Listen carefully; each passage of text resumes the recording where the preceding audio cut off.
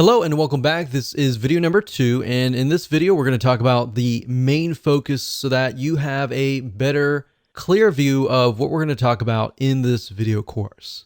You see, because on-page SEO is such a broad term that literally covers a lot of areas of your website, both the front end, such as the text, the content, and all of that, and the back end, like sitemaps, the XML sitemap, and all of that. Really, the main focus of this course is to help you make your front end of your WordPress site more SEO friendly. And what that means is we're going to focus specifically on how to make your overall WordPress site structure, your posts, your pages, more search engine friendly. So the goal is that when Google and other search engine robots come to your site, they will know what your site is all about. Now, by robot, what I mean by that is that Google usually will send out computers, which are called bots, and they'll come and scan your website and try to figure out what your site is all about. Now, the truth of the matter is that too many people skip over this because it isn't exciting. They are too focused on external SEO, but the reality is that there are a lot of front-end factors that you must do on all of your sites.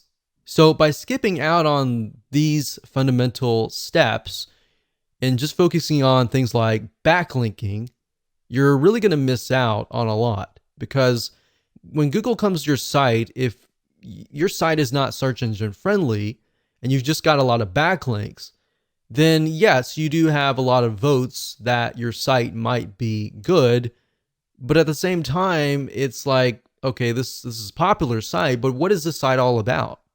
That is the goal of this course. Even though that seems basic, it's very often much of a skipped step. So once you get in the habit of doing the following and implementing these 5 factors, you'll actually be ahead of most of your competitors. So the good news is that most people don't do this. So the fact that most people don't do this and you're doing this, you're going to get ahead of them. Now, to clarify what this isn't, however, we're not going to focus on backlinking or any external marketing strategies, which is what I talked about earlier.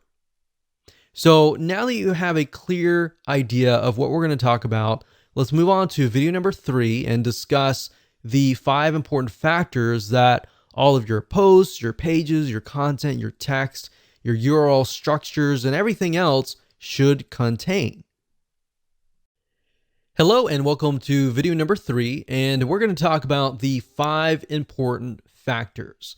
Now, this is a quick overview of the 5 factors, and then of course the next few videos I'll dive in to every single one of these factors. But before we can really discuss them in depth, you need to have a broader bird's eye view of them. So before we jump into the 5 factors that your WordPress sites should have, or even your non-WordPress sites should have, which they'll definitely work on those too, it's important to know a few things first. So you're going to need to have a general idea of, number 1, the general keyword that you're going to want to rank on, and number 2, a list of specific keywords that branch off of that main keyword. Now don't worry if you don't have that now. I'm going to give you a step-by-step technique that will help you figure that out. Now, another big mistake that many folks make is implementing these without a clear plan of attack. And that's why I'm breaking things down in such a manner. There's a reason for everything. In fact, we've seen this with many websites. There's no clear plan, and the website owner simply creates content in an area with little or no traffic. And then they're not ranking on any specific keyword. They might even be ranking on keywords that have really nothing to do with their website. And this is a lot of time wasted, right? So that's why I'm not jumping straight head first. I'm breaking things down so that it becomes clear, and that way you will succeed. Now, we're not going to focus, like I said, on keyword research, but we do recommend that you check out the suggested keywords. Now, what do I mean by that? Well, Google has what we call suggested keywords. Amazon.com also has a list of suggested keywords. Now, this is what happens, and this is super easy. You can literally find the main keyword and a list of specific keywords within a few seconds. So here's what I want you to do. You can do this by going to google.com, for example, and typing in a general keyword. So you'll notice that when you do, Google will suggest keywords. Now, in order for the keywords to appear in the suggested box, that means that there's a ton of people that are searching for those keywords. So in other words, there's a high volume of people searching. So when I typed in the keyword survival kit, out dropped a drop down saying, well, these are other Google suggested keywords like survival kit list, ideas, Amazon, food, and backpack. Now, there's another way of doing this. If you type in the keyword and you press enter, then what's going to happen, and you scroll all the way down to the very bottom, you're going to see a list of words. So if you scroll all the way down the bottom after you made that search, you're going to find additional keywords right here where I've put a red box here. So we can see additional keywords are things like military survival kits, survival kit list, best survival kit food, items, wilderness survival kit. So we can see not only are there different keywords, but there are also different types of survival kits for different scenarios and different settings. So that gives us an idea of, okay, we can write an article on survival, military survival kits, or wilderness survival kits. So these could be totally different articles. So now that you have a basic understanding of basic keyword research, let's move on to the 5 important factors. And they are, number 1, the URL structure, or the domain name and the category name, the file name, even the page name is important. And this is what shows up in the address bar at the very top. Whenever you go to any website, you see the domain name, the page name, and all that in the search bar at the top. That is the URL structure. Now, the URL structure is very important because it tells Google and other search engines, are you a brand? Are you a specific keyword? What is your website about? Now, that's just one element. There's a lot of other elements as well. Number 2, we have the body text structure, which contains basically everything on your post or your page in terms of content. So this contains both written text that you use in your posts and pages, and there's more than just slapping a bunch of content for everyone to see. So there's a lot that goes into this. So I'm going to show you, I'm going to break things down so you have a better idea of what you should include in your body text structure. Number 3, we got image optimization. What this means is making your images more search engine friendly. So just like body text, when it comes to images, Google and other search engines are not going to know right off the bat what they are. So you need to do your best to help them figure out what the images are all about. Now, there are ways that Google will figure out eventually what your images are all about. So don't try to game the system. For example, if you name an image, let's say a wilderness survival kit, the way they figure out if that image is legit or not is oftentimes they'll rank you in the Google image search engine. If somebody types in, let's say, wilderness survival kit, and they see your image and they click that, they have a better idea that, okay, this is definitely an image of the wilderness survival kit. And that will actually help you in the long run. So don't try to game the system and name an image something that it's not. Name it what it is so that it's an attracting image. And when somebody's looking for that image, they're going to find it, they're going to click it, and that's going to help you in the long run. In fact, beyond that, there's a few more steps you'll need to take. And plus, in addition to that, with the image search engine that I talked about just now, you can actually get a lot of traffic from that search engine.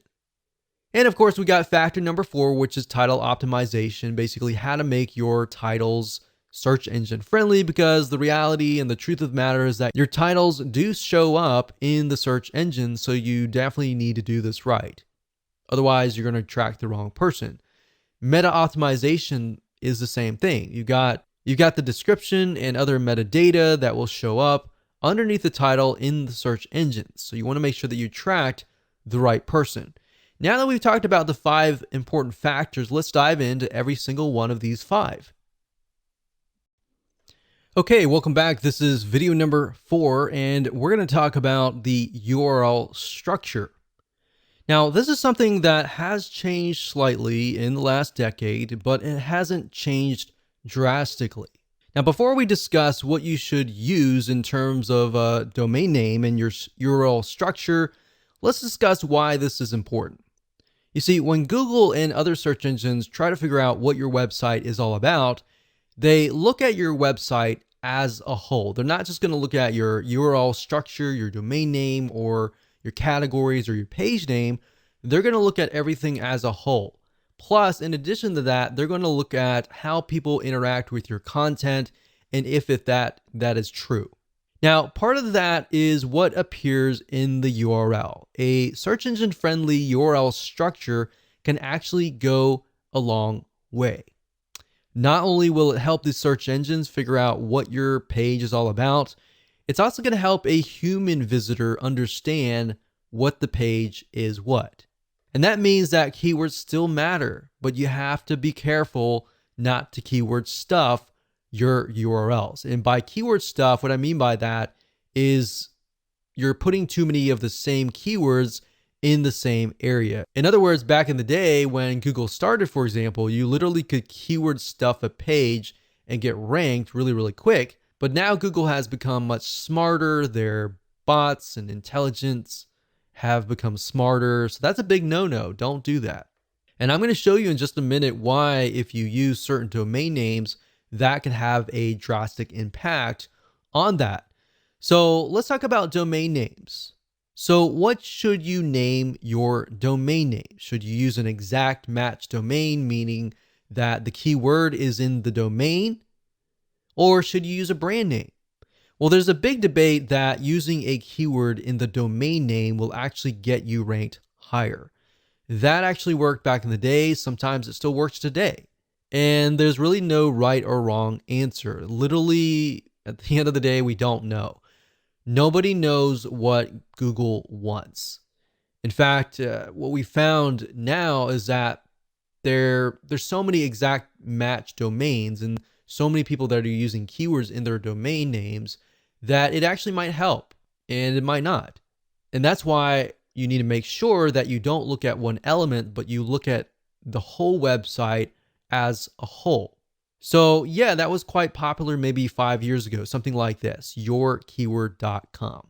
So maybe scubadivingmasks.com if you were trying to rank on scuba diving masks, or best scuba diving masks, or bestsurvivalkit.com.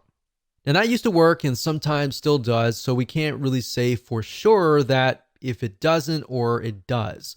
We've noticed that it does, but we really can't say. But if you haven't noticed, Google really likes brands. They love brands. And the reason why they love brands is because brands are here to stay. If you look at a brand, it becomes a culture and it's got a following. And that's why Google loves brands. Something like this, yourbrandname.com.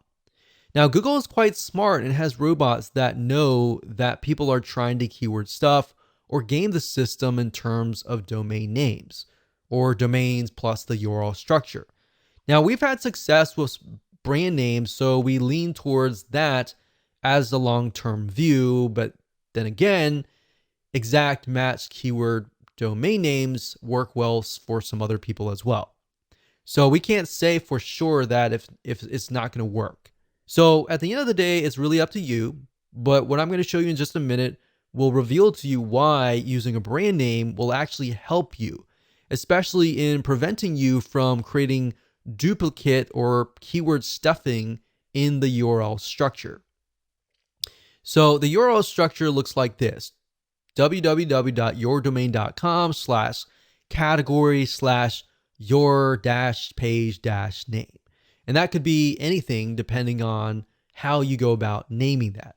And I'll show you that in WordPress, but we're just talking about the basic fundamentals right now. So let's say, for example, that you're trying to rank on red shoes. The problem with naming your domain name redshoes.com is this. Let's say, for example, that you have a category that is red shoes, blue shoes, yellow shoes, brown shoes. But that one category that's red shoes, and you have a product called Big Red Shoes, it ends up looking like this: www.red-shoes.com/red-shoes/big-red-shoes. So you see what I mean here? You've got red shoes, and red shoes 3 times in a row. That's not a good sign, because what that is keyword stuffing.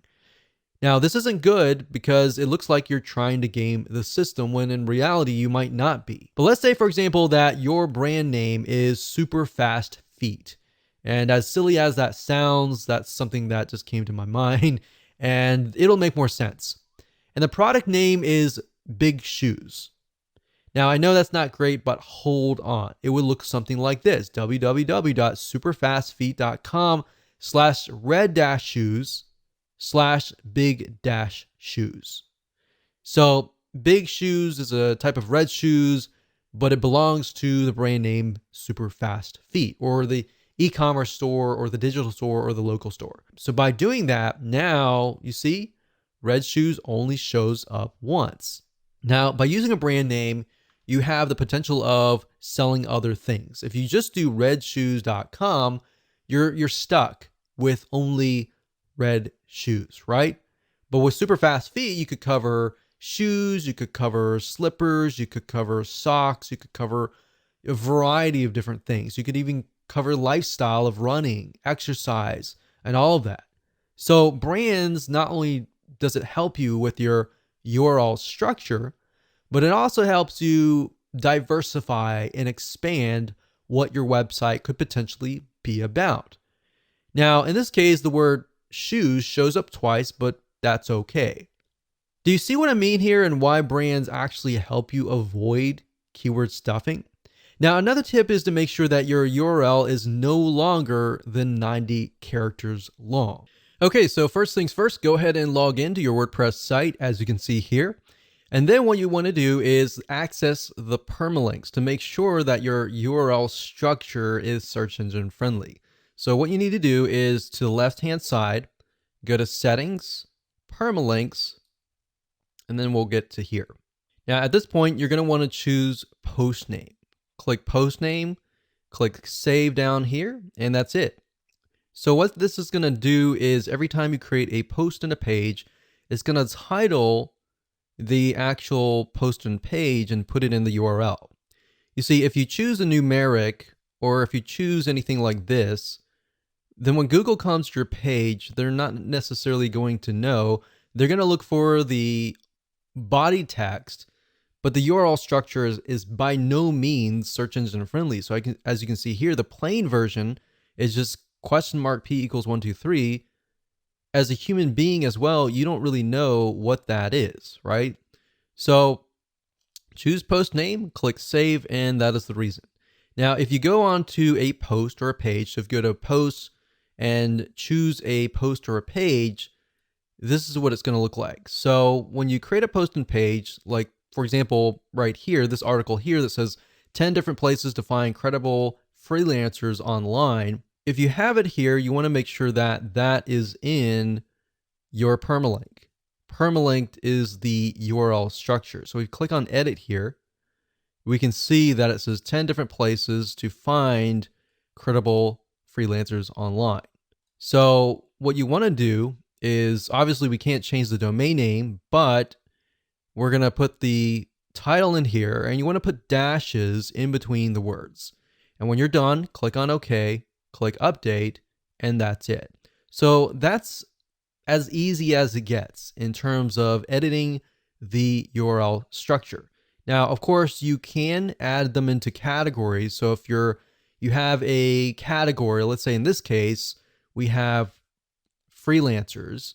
The category could be freelancing sites.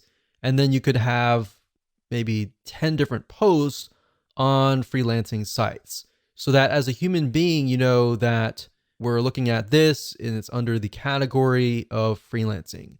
And you can create categories by going under categories and click on add new category and creating that there. And then make sure that post or page is checked for that category, click update, and you're good to go. And that's it. Hello and welcome back. This is video number 5. And in this video, we're going to talk about the body text structure. Basically, what should you put in your content, and as you're writing your posts and your pages, how should you optimize it? So what you write on your blog post and page should be first and foremost definitely human friendly, and then of course secondly search engine friendly. See, a lot of people make the mistakes of trying to game the system, trying to make it so search engine friendly that they totally forget about who they are writing to. Now, Google at the end of the day really cares about bounce rate, and bounce rate, which we'll talk about later down the road, is basically if somebody stays on your page for a long period of time. If they just come to your page and they leave immediately and Google sees that, that's not a good sign. In fact, if they go to Google and they type in, let's say, for example, survival kit, and they go to your page and they don't like what they see, and then of course they go back to Google, Google knows that they just left your page, and that's not a good sign. And that will actually hurt your ranking. So if you merely write for the search engines, you're going to have to deal with the bounce rate, a high bounce rate, a low stick rate. Stick rate meaning how long do they stay, or how long do they stick around? And that will have a negative impact on you. So what that means is the longer someone stays on your website, the lower your bounce rate is. So if you keep that in your mind, the word bounce rate, the word stick rate, you will often see those words a lot when it comes to on-page optimization or even search engine optimization in general. So to Google, websites with a lower bounce rate must be good. The fact that people are staying on your page for a longer period of time tells them, okay, this website must be what people are searching for, right? And this is important to Google and other search engines, as it also indirectly tells them that your site must have good content. And then they're going to rank you higher. So that's just one of the many, many different factors that you're going to deal with. And that said, let's discuss some elements that you need to have in your body text. You definitely want to stick to one main keyword, and you want to have that main keyword definitely in the title of your page and throughout your page. So that keyword should be the same one in the URL structure for that post or your page. Now I'm going to show you in a minute.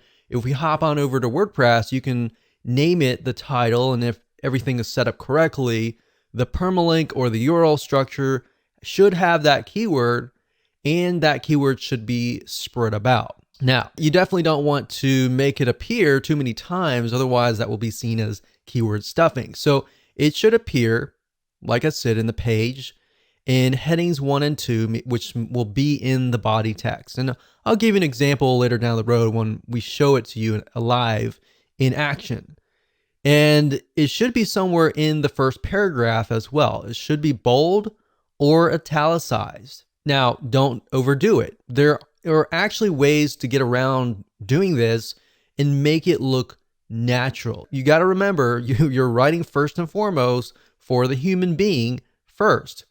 So when you put it in your text, you got to make sure that it is going to make sense to the human being. And you want to try to use variations of your keywords as well. So let's say, for example, let's use the example that we talked about earlier in the URL structure video, which was red shoes. So you want to try to use variations of the keyword or even synonyms. So Google at least is smart enough. They have this huge database of words that are related. So as far as the body text and the other factors, what I'm going to do is stick with the exact same post that we looked at in the previous video with the URL structure. So up at the top, if we say that Our main keyword is maybe find credible freelancers or places to find. Maybe that's our keyword, places to find credible freelancers. Then what we want to do is we want to make sure that it's in the heading 1 and 2. So we could take that and we could put it here and we could highlight that. And then under this drop box here, we want to do heading 1. So that would be the heading. And then you want to make sure that it's heading 2, but we can do that later. So you want to make sure that it is in the first paragraph. So it says, are you looking to outsource some of your work so that you can focus on your business better? Finding the right person can be difficult, but there are places online where you can search for credible freelancers. So places to find, we could say, so let's discuss places to find credible freelancers. So obviously the first letters are capitalized. So I want to make sure that it's human friendly. So we say, so let's discuss places to find credible freelancers. And then you can highlight that. So places to find credible freelancers. So this can be italicized. This can be bolded like that. All right. So that needs to be in the first paragraph. You can also have it later down the road as a heading 1.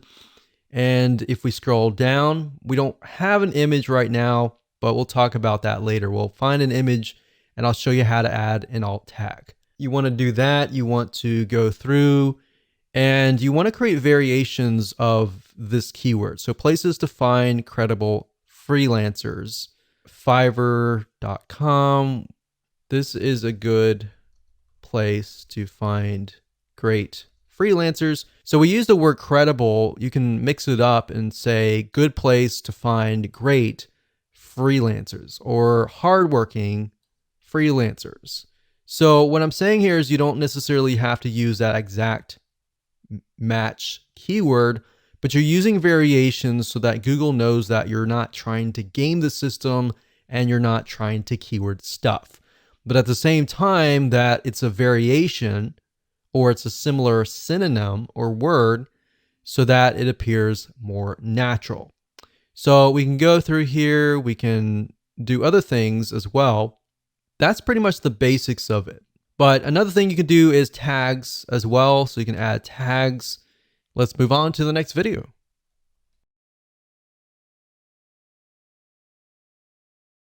Hello and welcome to video number 6. And we're going to talk about image optimization, or in other words, how to make your images more search engine friendly. You see, when it comes to images, you need to tell the search engines what the images are. They're not really going to know off the bat what the images are.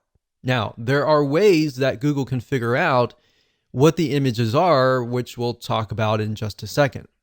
Now, while Google and other search engines will one day be smart enough to be able to figure out what images are, right now you need to help them out just a little bit, get them a kickstart that they need. So you're going to need to take your main keyword or variations of the main keyword or even specific keywords based on the main keyword and insert them into the alt tags in your images. If you don't know what those are right now, don't worry about it. We're going to show you in just a minute. Now, what I recommend that you do is, let's say, for example, that you have 3 images on your page. In fact, the more images, the better. You don't want to get too much, but the more images, the better. And what I recommend is the first image that you have, you're going to want to put the main keyword in there. Now, make sure that it actually relates to the image itself. So if the image is a image of a shoe, you definitely don't want to put like something like a peanut butter sandwich or something. So you definitely want to put something that's related, right? Now, the second keyword, you don't want to put the same keyword. You want to put a variation of that keyword. Or based on what we talked about earlier, having the main keyword and then of course having keywords related to that keyword, you can put those in the other images. But you have enough where Google looks at it and thinks, okay, all these images are related. Now, There are other ways that Google can figure out if those are legit. In fact, what they'll do is they'll index them into the Google image search engine. So whenever somebody searches for that image and they click on that image, they will think, okay, those images on your page are definitely legit. So we're going to rank you higher, right? So that is why making sure that your keywords and your images fit and they're accurate enough, but you don't want to overdo it in any other area. But 1 or 2 should be good, 3 or 4 should be fine, but you definitely don't want to overdo it. Now, like I said, more images with variations of the keyword are even better. So if we are focusing specifically on red shoes as the post, maybe the specific brand name of shoes, you might want to put the brand name. You might want to put like the brand name plus red shoes. You might want to put shoes red or red, something that's a synonym of shoes. So to make more sense, let me show you what you need to do, and I'll give you some more tips along the way. Okay, so adding images and making them search engine friendly is actually very easy to do. But first things first, you'll need to find an image if you don't already have one. So starting where we left off in the previous video, we don't have any images here, but let's just go ahead and add one. So I'm going to add one somewhere in the beginning. So we could add an image, let's say here. Now I want to say we do have an image, like a featured image down here. But what we're talking about are images within the actual body text. So let's go ahead and click on Add Media here. And these are our existing images right here, but we can also upload a file here as well. So let's try to find something that relates to freelancers. So let's do that here. Let's click that. So right here it says title, caption, alt text, and description. Now, by default, as you can see here, with an image, it shows something like code. It doesn't look natural. It doesn't tell a human being what it is, and it doesn't tell Google what it is. Now, beyond just some basic optimization, you have to realize that if somebody is disabled and somebody is listening to some sort of software that speaks out loud what the images are on the page, then this is actually going to help you reach those people. So keep that in mind as well. And by making it friendly to all sorts of people, you'll get an extra vote with Google in that sense as well. So let's say, for example, that this is something to do with places to find credible freelancers.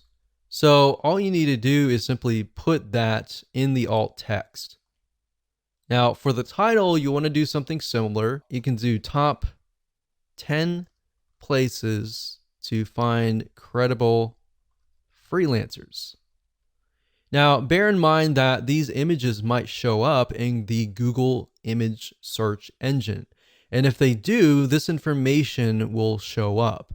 So if somebody is utilizing the image search engine, which a lot of people do, then they're going to see that. And if your competitors are merely just uploading the images and they're not optimizing it for the alt tags and the titles and the descriptions and all that, you're going to be one step ahead. All right. So caption can be, this image shows a screenshot of the top 10. So we could do a variation of 10. So 10 as in TEN places to find great freelancers. So you want to mix and match and keep it different so that it doesn't look like you're keyword stuffing. And then of course you can put the description here. So when you're ready, click on Insert into Post, and there we go. Now you can always edit that later. If you click on the image here and click on Edit, you can always edit the alternative text. So the alt text, you definitely want that keyword in there. You could put the keyword in here in the captions as well if you want to. So we're going to click on X because I didn't do any updates. And of course you can add other images as well throughout the page, but make sure first and foremost it is human friendly. And then based on that, you can create variations of the keyword And of course, when you're ready, go ahead and click update. Hello and welcome to video number 7. Let's jump right in. So we're going to talk about title optimization. So this is extremely important because it's often the first thing that people will see as they are searching the internet. So if you imagine you go to google.com and you type in a keyword, whatever that is, and you're going to see the titles and then you're going to see the descriptions of each and every single website, or with YouTube, you're going to see the titles, the descriptions, and of course the image. So based on the media in general, they're all going to have titles. So having the right titles is important. So like I said, this is really extremely important because that's the first thing that they're going to see. And you're going to want to make sure that you're ranking on the keyword that is in the title. And then of course, when they get to the page, you want to make sure that the content fits the title. So you want to be congruent all the way. The more that you're congruent, they're going to get what they typed in. They're going to trust you, and then they're likely to take action if that is the case. So this needs to be set for all of your posts or your pages. And you really need to think clearly and carefully about this, because we have seen in a lot of cases where people just name it, whatever comes to their mind. And what ends up happening is you work so hard to create the content and you attract the wrong person and they come to your post or page and you wonder why nobody is taking action, right? So this is the exact same keyword. And to make it easier for you to be congruent, if you take the keyword that's in your URL structure, that's in your title, make sure that it's in your title somewhere, because that's what your viewers are searching for. Now, sometimes people will put the keyword straight up in the beginning and they'll put the keyword dash whatever. But what I recommend that you do is put the keyword in the title, but you want to make sure that it sounds right. It's got to be human friendly first, and then of course secondary search engine friendly second.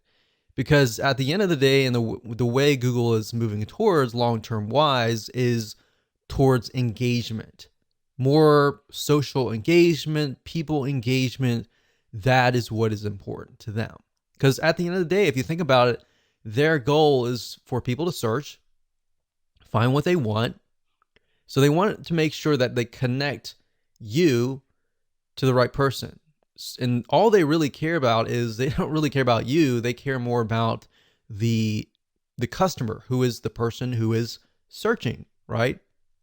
So as long as you're on the top 10 of the Google search engine for that keyword, and that keyword is appearing in the title, it's highly likely that the prospect will click through your website. Now, as basic as this sounds, I want to make sure that you understand that it's important. Most of your competitors are not really going to do this. And if they are, they're going to miss something along the way, right?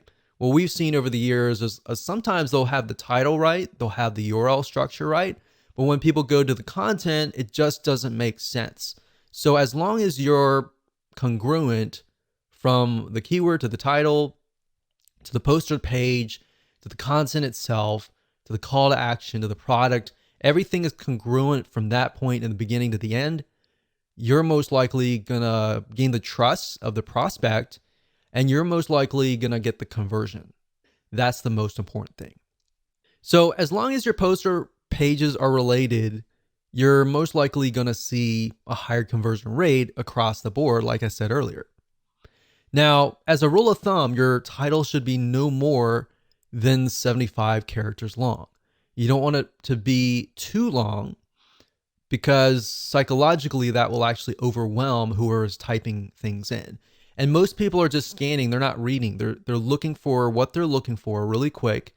So if you have something short, straight to the point, you're most likely going to win as long as it's optimized and it's correct to that keyword.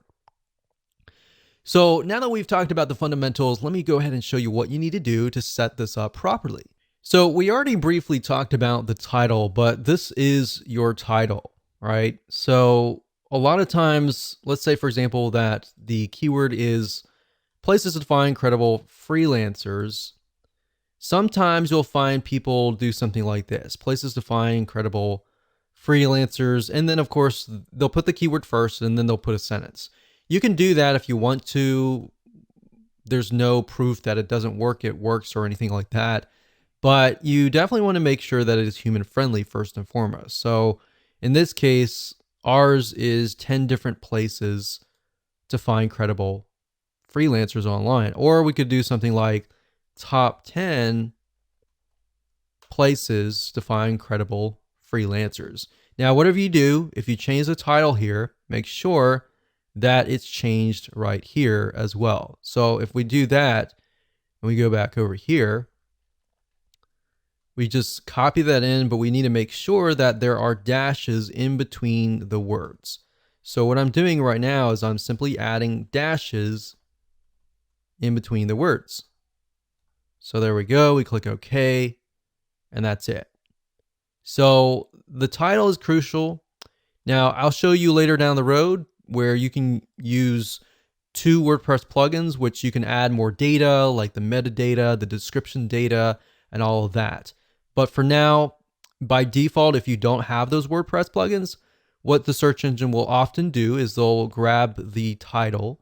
So we'll click update, and that's it.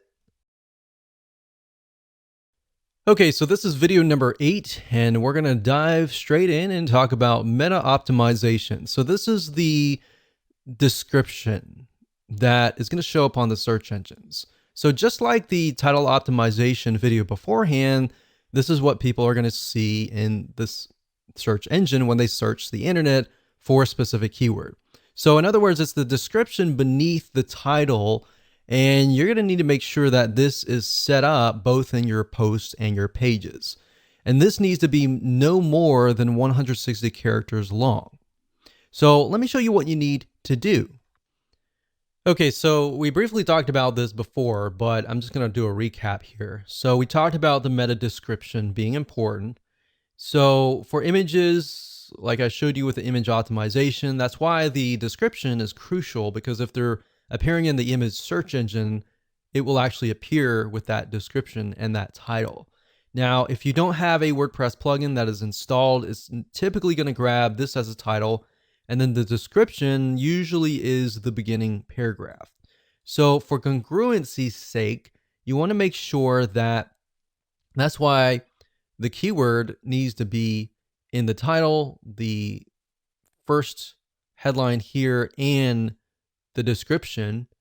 And you usually want to try to put the keywords down here, but you don't want to put it too much. Sometimes it will look at how many words you have compared to how many keywords that you have.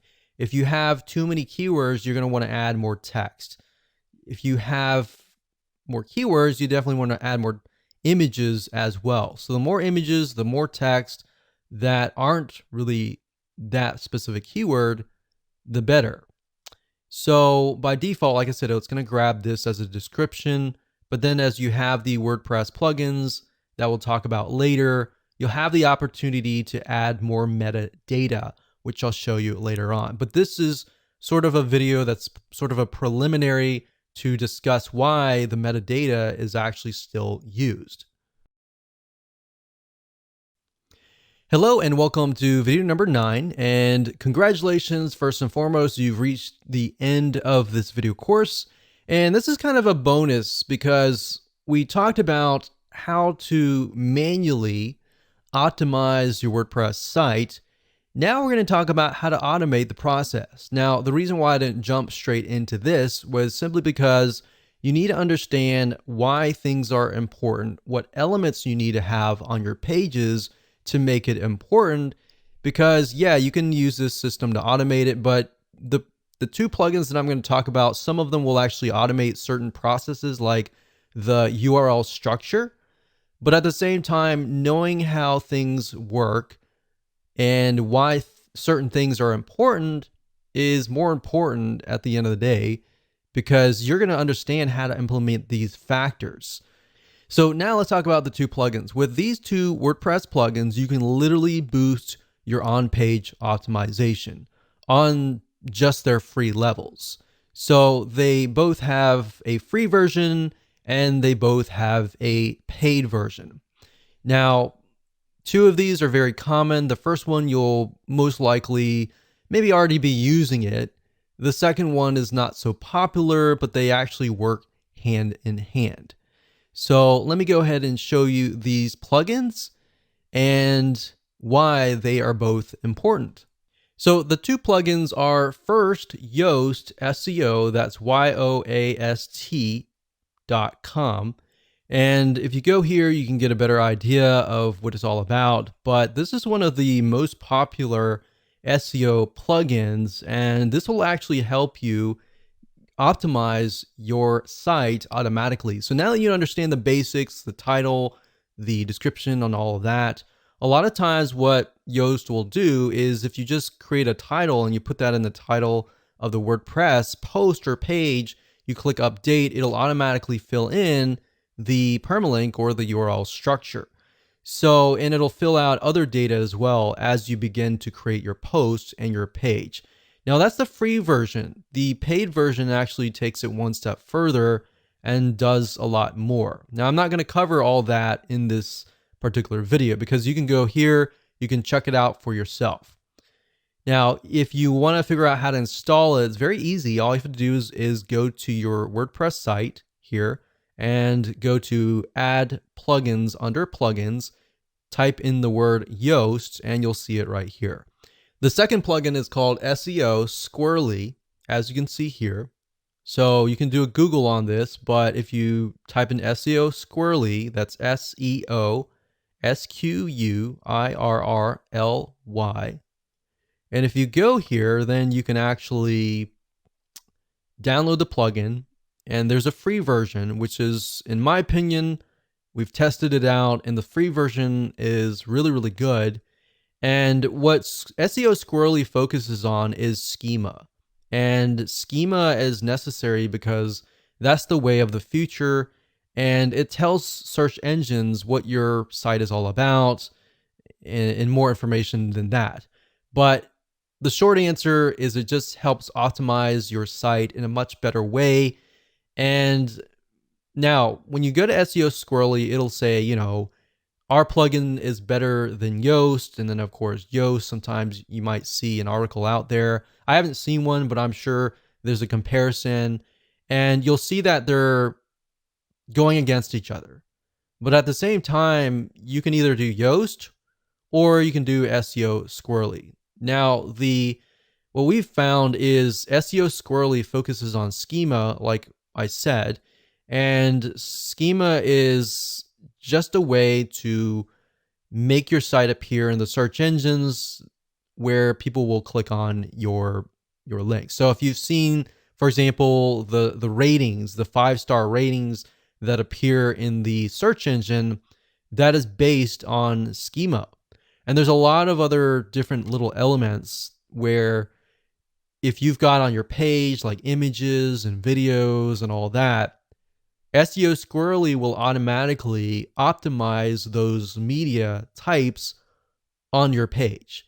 And we found that we've actually tested this one and Yoast together, and they actually work hand in hand. Now, they can run into each other based on like the title and the meta description and all that, and they can conflict in that realm. But at the end of the day, you kind of need to just pick and choose which one you want to go with and just go with one. So Yoast, I can tell you, will pretty much do everything that we talked about. SEO Squirrely as well. They typically are focused on different areas. So my take on that is just install them both and just see what happens and use them both and go from there. Hello and congratulations on getting access to this video course on on-page SEO for WordPress sites. This is video number 1, and we're going to talk about what's inside this video course. Now, before we do that, and before I give you a quick overview, what I want to do is talk about mindset, because I'm a big believer that if you're in the wrong mindset, then even if you have this video course, even if you try to implement a few things, it's ultimately going to hold you back. And I've seen this time and time again. This specific mindset that I'm about to talk about holds business owners back. And we don't want to see that happen to you. We want to see you succeed as much as possible. Here is the mindset. The mindset is that people make the assumption that every single SEO technique and rule changes rapidly so that what worked 15 years ago doesn't work now. Now, I will say a large majority, yes, it's true that search engine optimization does change rapidly every single month. Now, at the same time, and yes, that is true to a certain extent, but there are basic fundamentals that Google and other search engines look for that still hold true today, that still work today. So let me repeat that. Not everything has changed. It might have changed slightly. But if you get into that mindset of, oh, everything changes, everything that used to work 10 years ago doesn't work now, then you're putting yourself in a dangerous position simply because you will forget the basics. Now, there are a lot of basic fundamental SEO rules, but we're really going to focus on 5 factors, and I'll talk more about that later down the road. So we're going to be focusing on these factors that haven't changed, or if they have changed, they've only changed very, very slightly in the last decade. So make sure that you're not in this mindset, otherwise it will prevent you from actually moving forward. So here's a quick overview of what's inside this video course. Of course, this is video number 1, which is the introduction. Video number 2 is going to be the main focus. So we're going to make sure that you have a clear view of what we're going to talk about. Video number 3, we're going to talk about 5 important factors that you definitely should implement in your WordPress site. Video number 4, we're going to talk about the URL structure, such as what should your domain look like, what should the URL look like, and all of that. Video number 5, we're going to talk about body text structure. Video number 6, we're going to talk about image optimization and basically how to make your images more search engine friendly. Video number 7, we're going to talk about title optimization and how long your titles should be. Video number 8, we'll talk about metadata optimization and how that can affect what text and what information will show up on these search engines. And of course, last but not least, this is sort of a bonus, but in video number 9, I'm going to talk about the top 2 WordPress plugins that we highly recommend that you install. So once you understand these 5 important factors and you've actually implemented them yourself, then you can actually automate things, but automating things doesn't really help you in the long run. It's sort of like a shortcut. Without understanding the basics and the fundamentals, you're actually hurting yourself. You're not really going to know why you're ranking. All right. So here's what you're going to need. You're going to need to have a WordPress site. If you don't have a WordPress site, these fundamentals still hold true as well. But most of what I'm going to be showing you is how to implement these 5 factors into your WordPress site. You're also going to need to have a general idea of what the general keyword is that you want to rank on. And then, of course, you want to have a list of specific keywords related to that general keyword. And the reason why you need to have these in hand is because you're going to use these in your body text, your title text, your metadata text, and even your image alt tag text. So you're also going to need access to content, written text, and or images to create your post. Now, if you don't have all this information right now, that's fine, but you're definitely going to need it eventually. So with that said, let's move on to video number 2.